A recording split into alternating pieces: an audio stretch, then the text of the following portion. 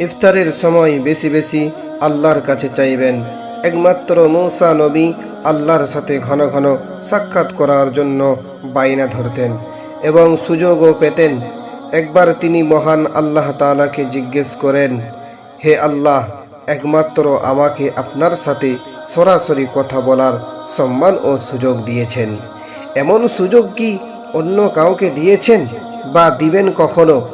তখন উত্তরে মহান আল্লাহ তাআলা বলেন, পরবর্তীকালে আমি একদল লোক পাঠাবো যারা মুহাম্মদ সাল্লাল্লাহু আলাইহি ওয়াসাল্লামের উম্মত হবে, যারা রোজা রাখবে এবং রোজা অবস্থায় তারা তোমার চেয়েও ও আমার অধিক নিকটবর্তী হবে। হে মূসা, তখন তুমি আমার সাথে কথা বলো।